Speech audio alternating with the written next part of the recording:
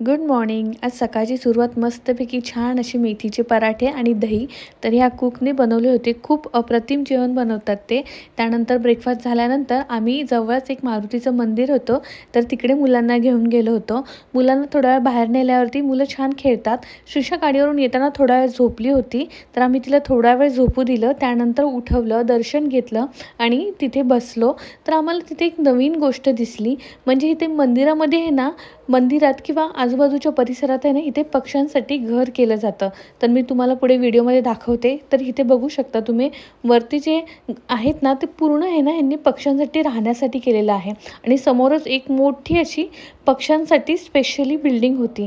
तर हे बघून मला थोडंसं जरा नवल वाटलं. आणि इकडे ठिकठिकाणी आहे ना, अशा खूप बिल्डिंग आहेत. त्यानंतर आम्ही घरी आलो आणि मस्तपैकी छान पावभाजी होती. स्वरूप थोडासा रुसला होता, त्याचं चालूच असतं अधूनमधून असं.